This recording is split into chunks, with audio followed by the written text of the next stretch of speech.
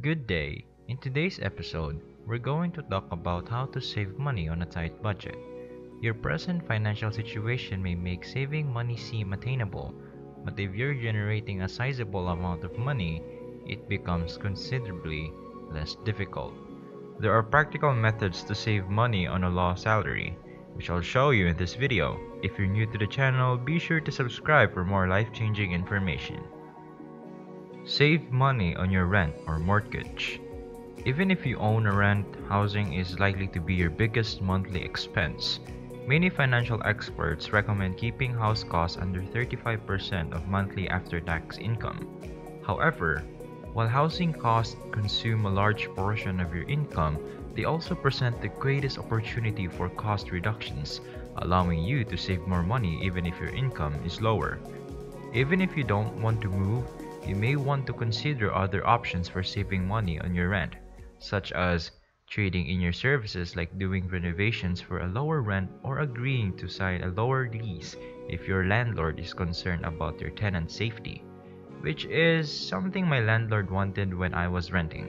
I saved thousands of dollars over the length of my lease by trading tax advice and monthly accounting services for an additional $110 in rent. This simple trade allows me to save money successfully while earning a modest wage. To save money, the ideal strategy is to rent out a spare room, but if you are a homeowner, you definitely don't want to relocate. Even minor measures like turning off the lights and lowering your water consumption may lead to big savings over time. Renting out a room in your house might bring in an additional $100 per month to assist you with your expenses, helping you save more money for a future at the conclusion of the month. Avoid getting into debt. You must avoid taking on debt if you want to save money even if your salary is lower than you'd like. This is because debt prevents you from saving in two ways.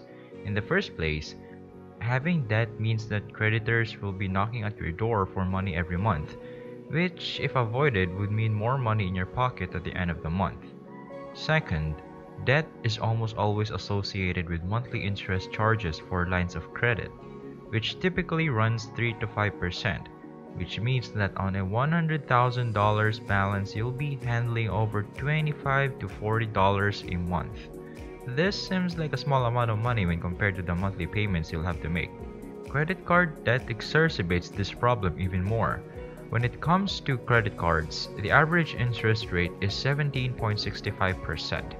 which means that getting into debt is an expensive ordeal, and if you carry the average credit card balance per US adult of $6,348, which at that rate means you're paying about $1,120.42 in interest charges to credit card companies.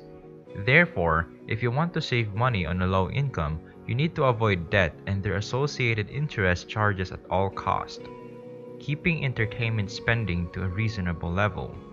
Many of us want a little fun in our lives, but unfortunately this often comes at a high price in the form of a night out at a bar or a movie theater.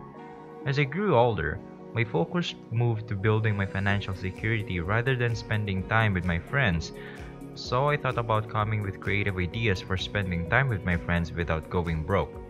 When I'm looking for ways to have fun without breaking the bank, one of my favorites is going for a walk with my friends.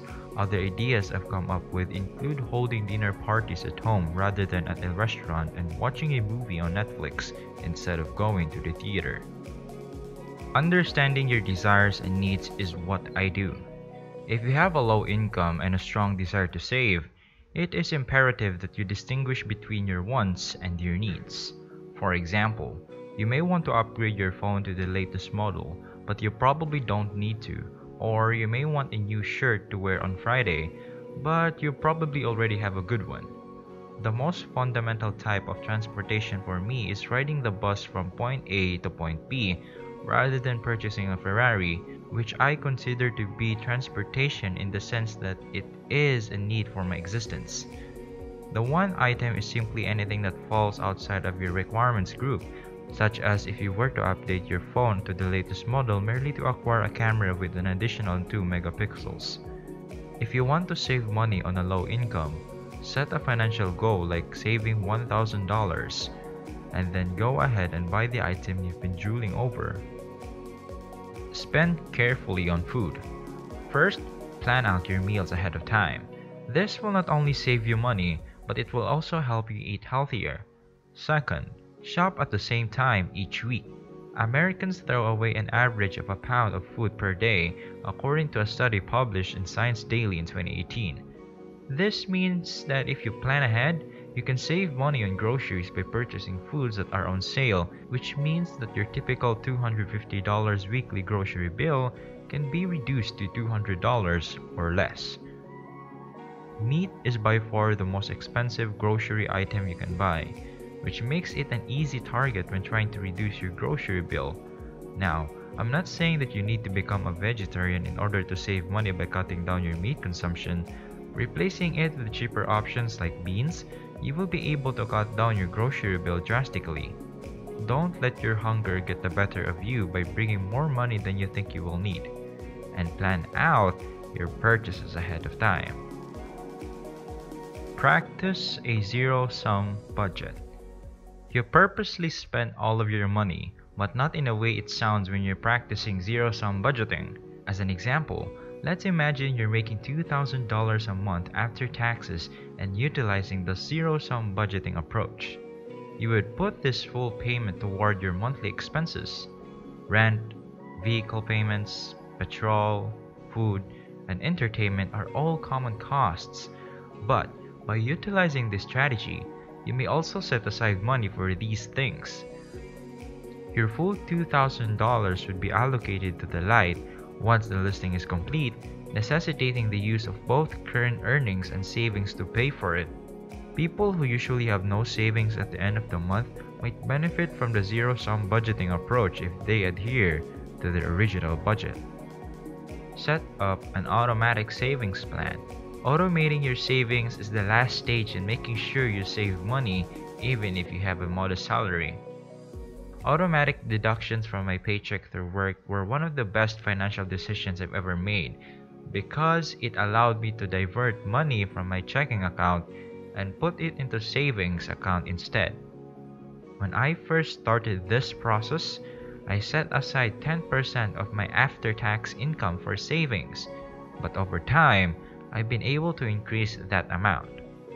More money is the best way to save additional, and I frequently tell people that once you have a good saving strategy in place, you can take on more freelancing work, which allows you to make even more money and, therefore, increase your savings. Please subscribe if you want to change your life from the one you're currently living to the one you deserve.